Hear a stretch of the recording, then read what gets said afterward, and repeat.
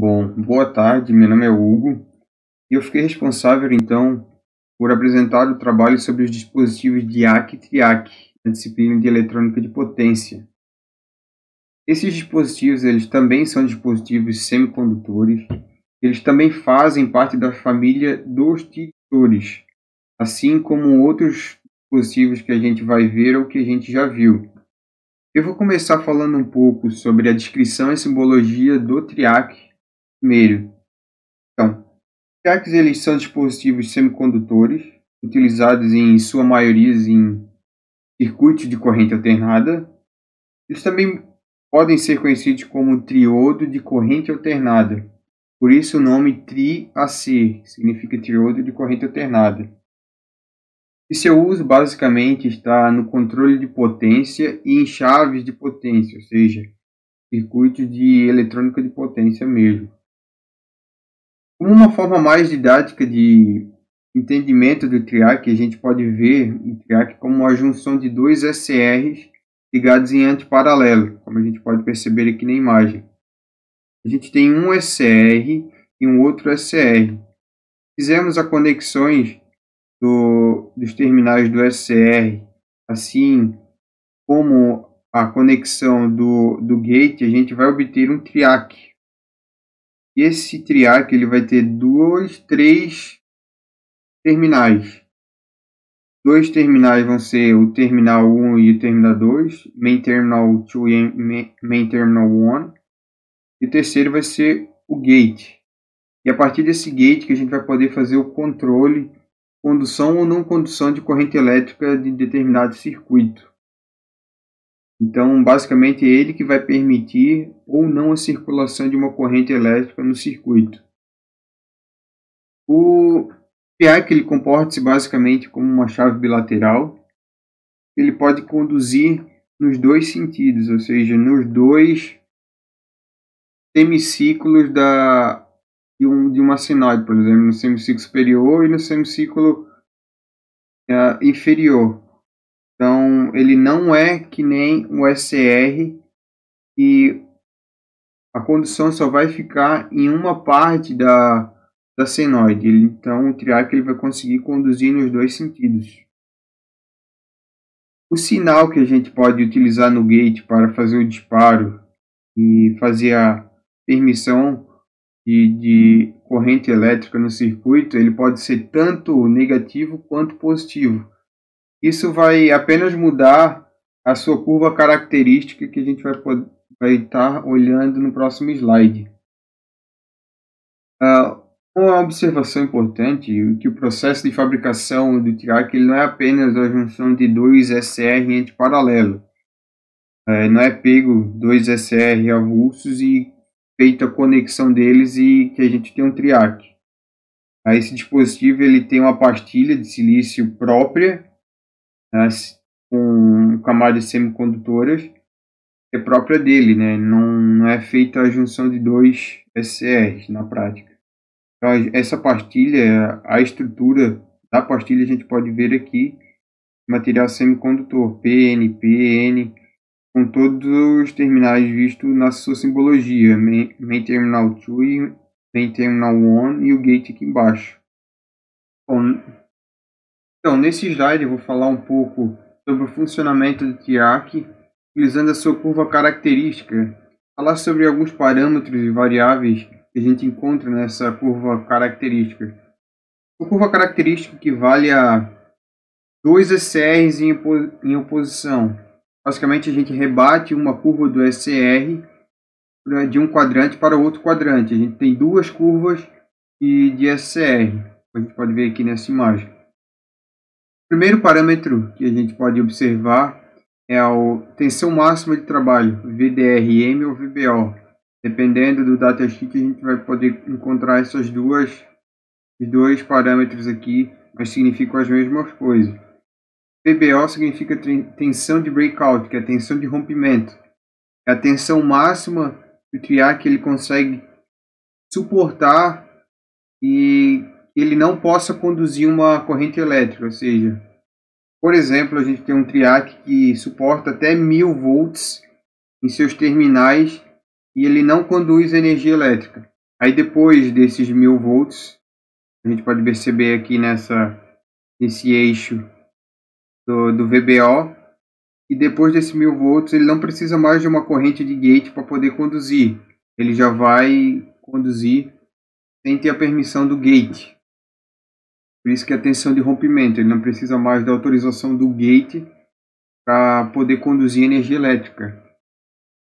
Segundo parâmetro que a gente vai ver aqui, a corrente máxima, ITRMS, é um valor em RMS da corrente máxima que o triac ele possa conduzir quando ele está em modo condução, né?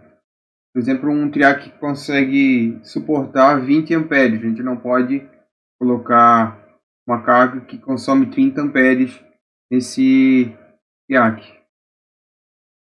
Outro parâmetro é a corrente de disparo, IG ou IGT, dependendo do datasheet, tem esses dois tipos de nomenclatura, que é a corrente do gate. Então, basicamente, a corrente do gate é a corrente necessária para disparar o triac. Ela não pode ser muito baixa, também não pode ser muito alta. Então, tem mais ou menos uma faixa e essa corrente ela vai poder acionar o gate e fazer com que o triac ela passa para o modo condução. Essa corrente basicamente ela é em miliamperes, a ordem de grandeza dela. Olhando agora mais detalhadamente para o gráfico, a gente pode perceber aqui que a gente tem os eixos das tensões, o eixo X e o eixo Y, o eixo das correntes. Então, como eu havia falado anteriormente, se a tensão VBO, que é a tensão de rompimento, nos terminais ela for ultrapassada, o triac ele não precisa mais de gatilho então para conduzir, ele já vai conduzir apenas pela tensão dos terminais. E para cada tensão menor que VBO, a gente pode perceber que existe uma corrente IG, uma corrente de gatilho, que faz que o triac passa do modo de não condução para condução, ou seja, a gente aplica uma corrente IG, aplicando essa corrente, então, o triac ele vai liberar a passagem da corrente elétrica no triac. E quando então é liberado a passagem de corrente, essa corrente então ela vai aumentar e a tensão nos terminais ela vai diminuir. A gente pode ver aqui no eixo X a diminuição de tensão e o aumento da corrente.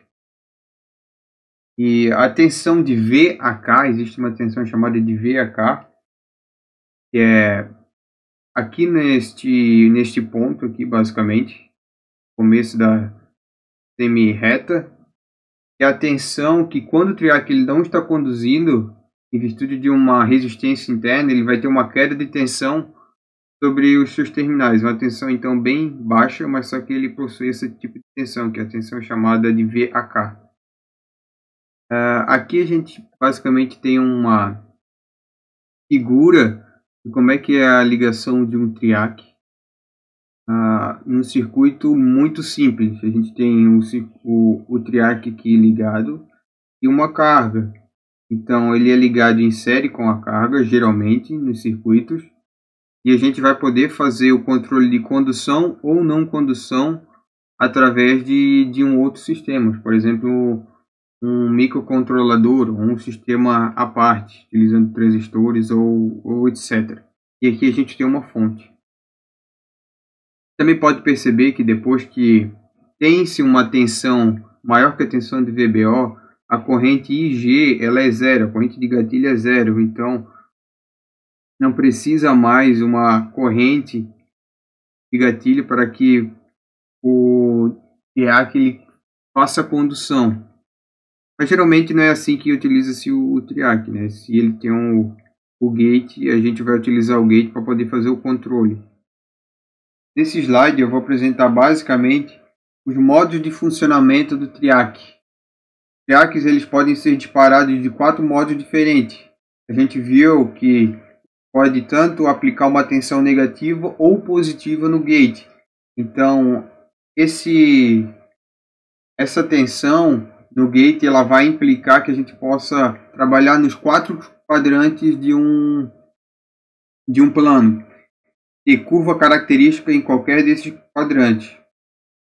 E dependendo onde for essas curvas características, a sensibilidade do triac ela vai ser mudada. Por exemplo, a maior sensibilidade vão estar no quadrante 1 e 3, como a gente viu no slide anterior. Tem as curvas características lá.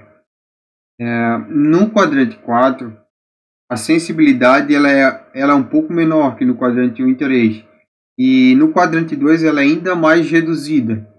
Então o disparo do triac ele não é simétrico para as mesmas condições nos 4 quadrantes.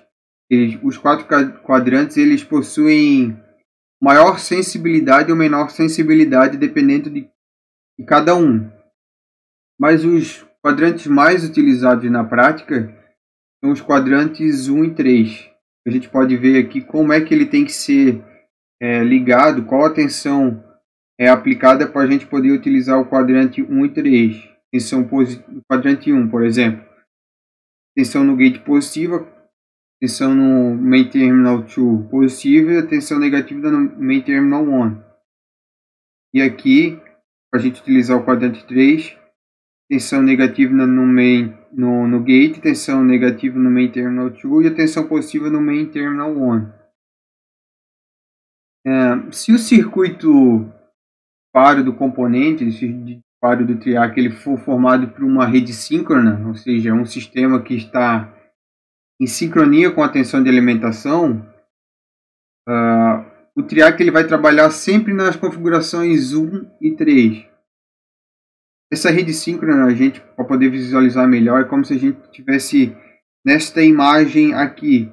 Toda vida que a tensão de alimentação for positiva, a tensão de gate vai ser positiva também. E toda vida que a tensão de alimentação do gate for negativa, a tensão da fonte também vai ser negativa. E uma rede assíncrona seria ao contrário. Por exemplo, no gate estaria positivo, mas só que a tensão vinda da rede seria negativa. Então ela vai ter um atraso. Isso se dá a defasagem, um ângulo de defasagem, por exemplo, com um circuito que tenha indutor.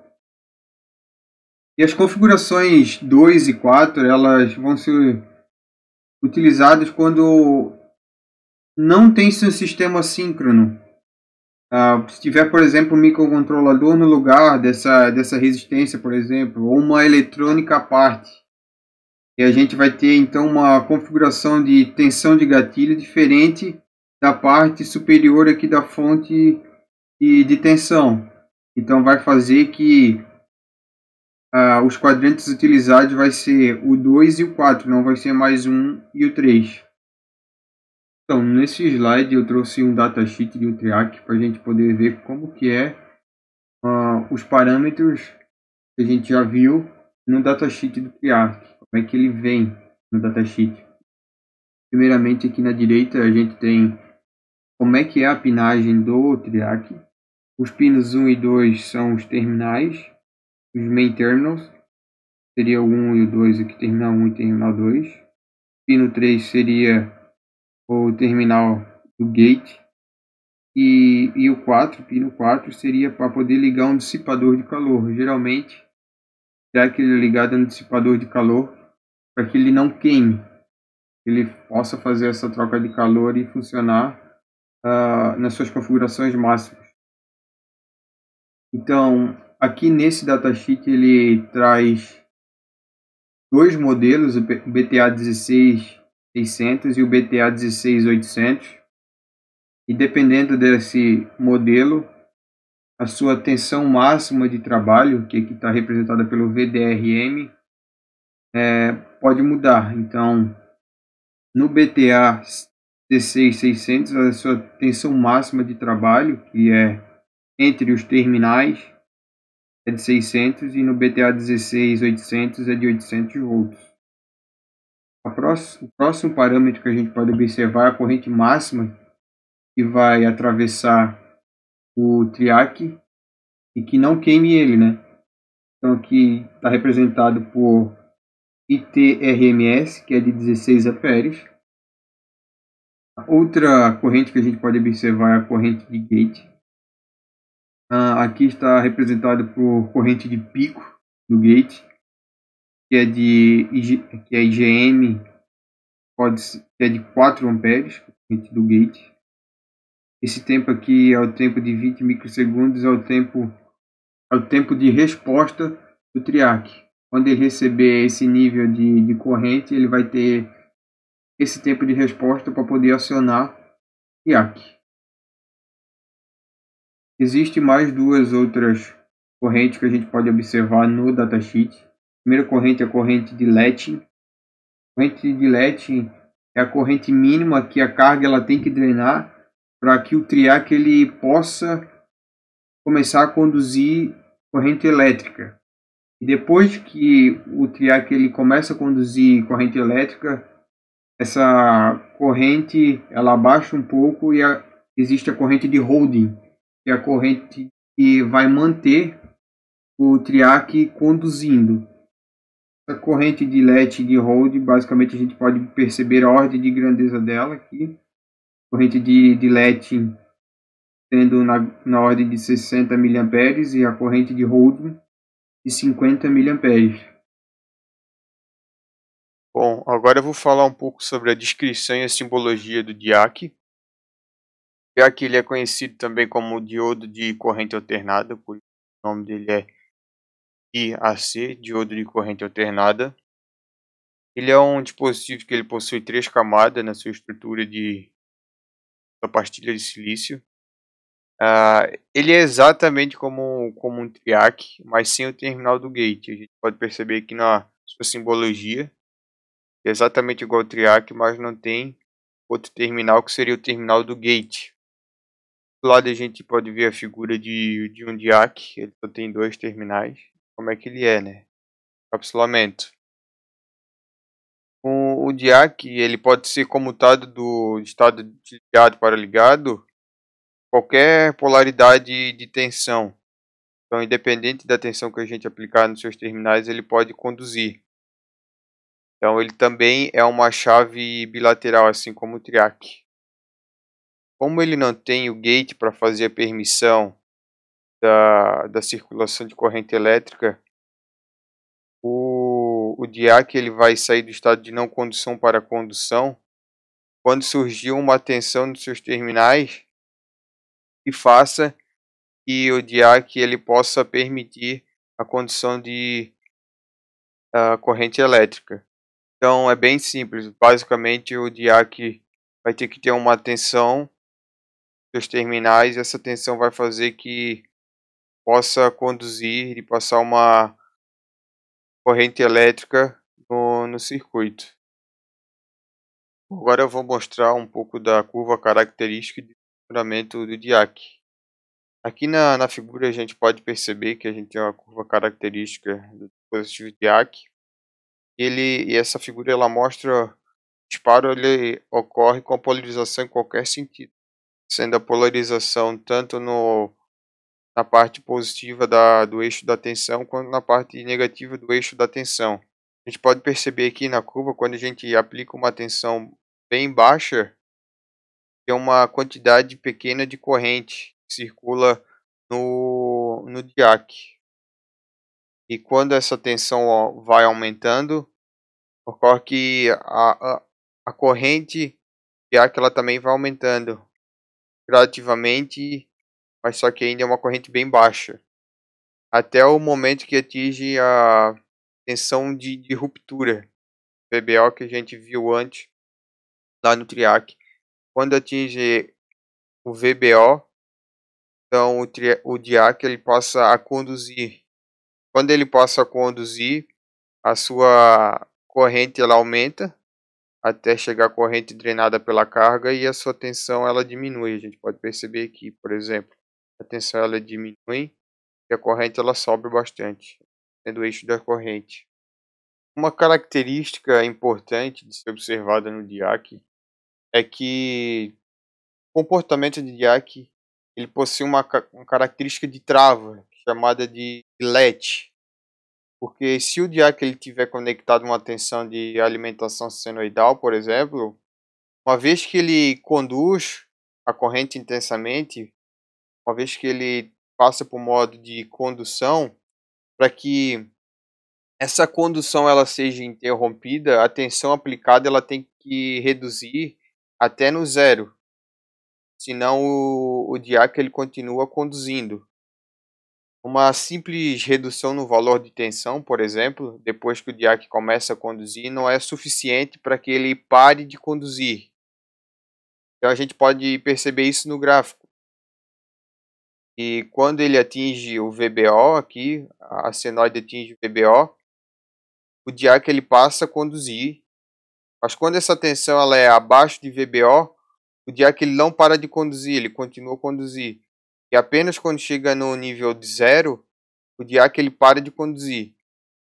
Então, aí depois que o diac ele atinge a parte do semiciclo negativo da senoide, ele começa a conduzir de novo. Aí quando chega a zero, ele para de conduzir.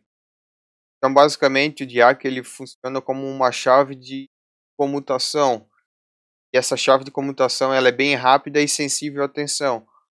Quando a tensão de VBO ela é atingida, independente do semiciclo, o diac é logo acionado e já passa para o estado de condução. Bom, aqui nesse slide eu trouxe um datasheet de diac. Eu percebi que o datasheet dos diacs eles não possuem tanta informação quanto o datasheet do diac. O diac ele traz muito mais informação. Esse diac que eu trouxe, que eu pesquisei, é o DO35. Ele possui dois modelos, o DB3 e o DB4. Esses dois modelos eles são com o mesmo datasheet. Tem até um terceiro modelo que é apresentado nesse datasheet, mas é um modelo que o próprio fabricante falou que está em fase de teste e desenvolvimento. Seria um modelo um pouco diferente da forma tradicional, seria com esse tipo de encapsulamento aqui. Apesar de ter um encapsulamento diferente, tem a mesma funcionalidade que esse diac já tradicional. Alguns parâmetros que a gente pode perceber aqui no datasheet do diac, a primeiro é a tensão de ruptura, vai ser a tensão aplicada nos terminais, o diac ele começa a conduzir.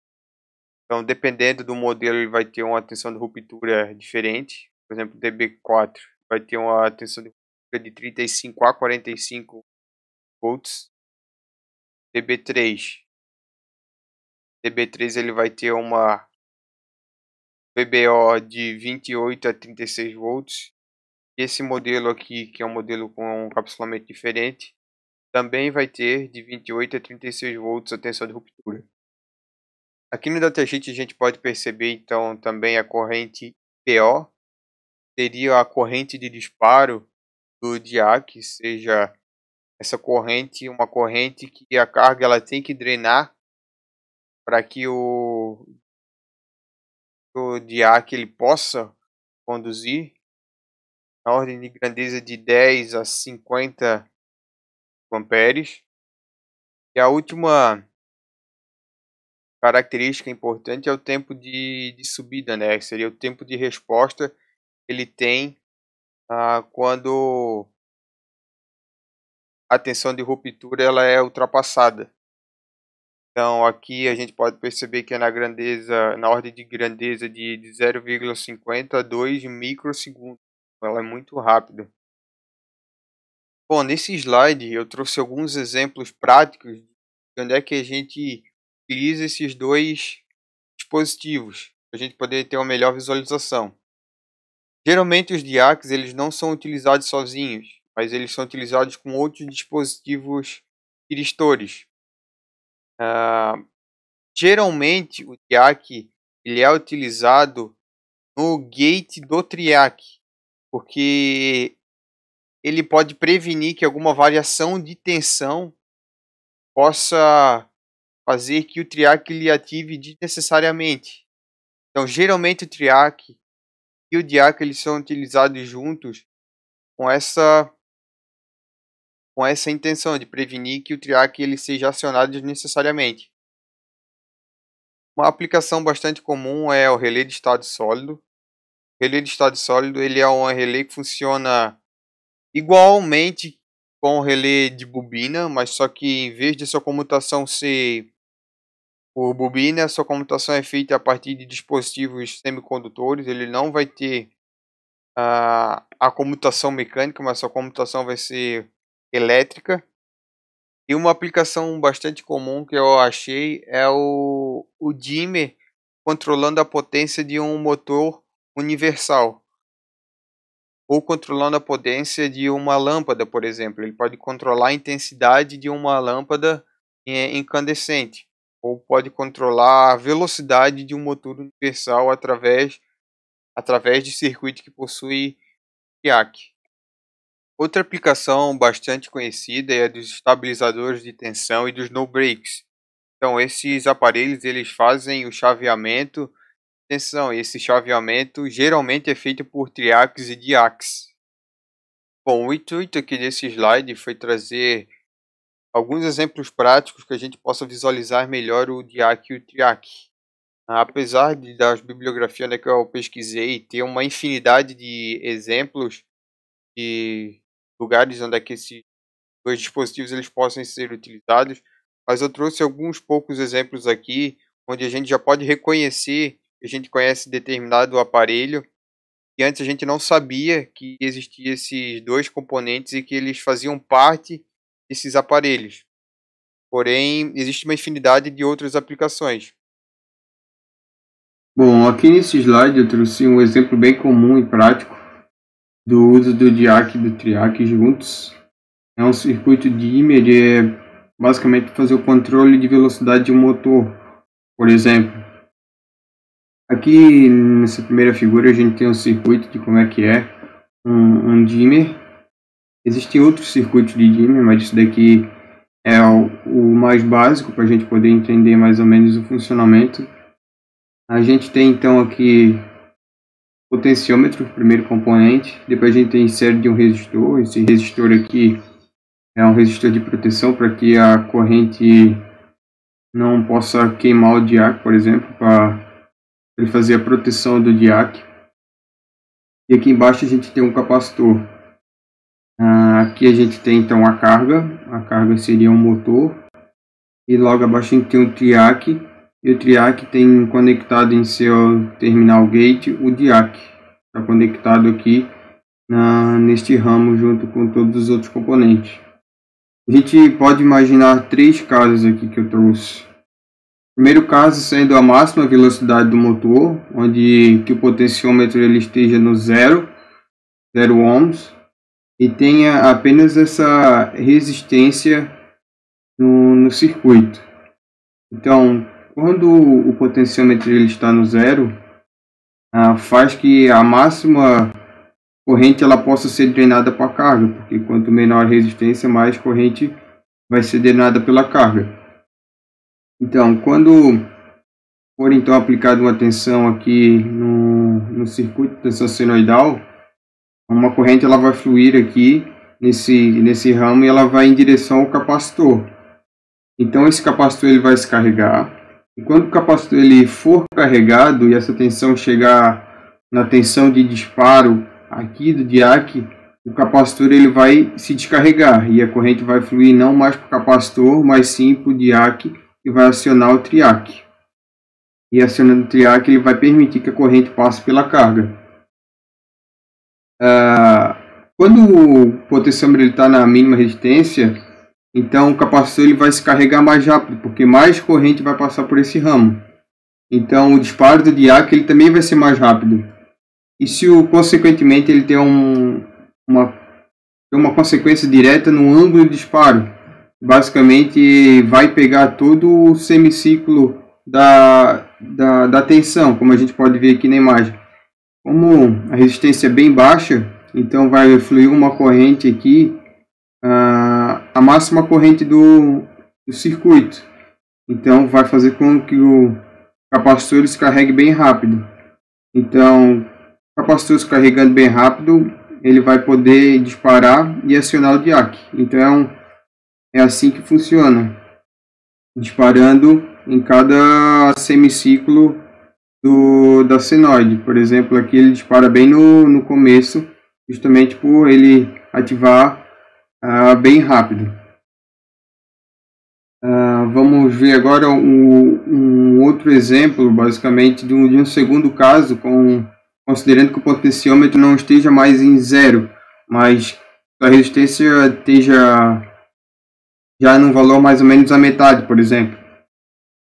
Então, com o valor aqui já um pouco mais alto, a resistência aqui vai ser maior e a corrente aqui ela vai ser um pouco menor e vai fazer que o capacitor ele carregue de forma mais lenta.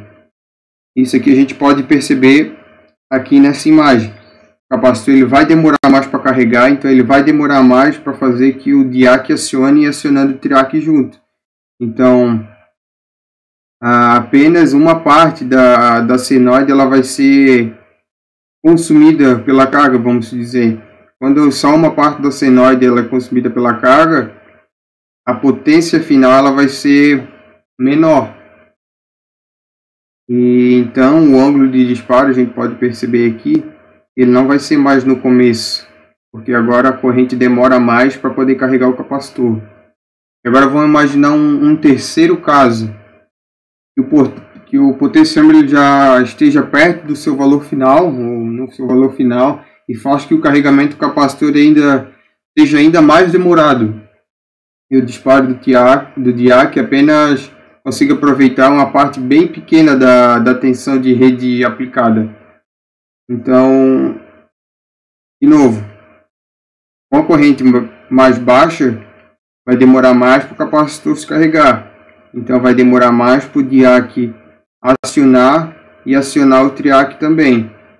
Então, só uma pequena parte da tensão aplicada vai ser consumida pela carga. Então, a potência, de novo, vai ser menor que anteriormente. E aqui a gente pode ver o ângulo de disparo, onde é que aconteceu o carregamento do capacitor. Então, essa aqui é uma aplicação bem simples do uso do DIAC e do TRIAC de circuito Timmer, no controle de velocidade de um motor, por exemplo. Bom, aqui nesse slide eu trouxe uma comparação rápida dos dispositivos TRIAC e TRIAC comparado ao SCR. Os livros, as referências que eu pesquisei, geralmente eles comparam o TRIAC e o DIAC ao SCR, então eu achei interessante trazer também essa comparação, apesar de ser bem simples. Então, os TRIACs e os DIACs eles são dispositivos bidirecionais, portanto eles não possuem polaridade como no SCR, eles não têm anodo e nem catodo, por isso que não aparece nos seus terminais essa nomenclatura. Então, o DIAC ele funciona como dois SCRs em antiparalelo, mas sem o gate. A gente pode perceber que é dois SCRs em antiparalelo, mas sem esse terminal aqui, o gate. E o TRIAC ele vai funcionar como dois SCRs em antiparalelo, só que com os gates interligados. Porém, a diferença mais importante é que, como a gente já viu, o TRIAC, por exemplo, ele vai conduzir nos dois sentidos da senoide. E o SCR ele só vai conduzir por um período de meio ciclo. Ele vai bloquear a corrente quando essa corrente ela muda de polaridade. E o TRIAC não. Essa condução ela vai se dar nos dois semiciclos. E a corrente ela só vai ser bloqueada quando o valor de tensão ela passar por 0. Então, basicamente, essa é a principal diferença destes dispositivos. Aqui, por fim, eu trouxe as referências, onde é que eu tirei os livros, onde é que eu fiz a pesquisa. A referência onde é que eu pude me basear mais foi nos semicondutores de potência, do Newton Braga. É um approach mais prático que ele traz. Então achei mais interessante trazer isso. Só que nos outros livros, nas outras referências, também pude perceber alguns detalhes e adicionar no trabalho. Então é isso. Este foi o meu trabalho.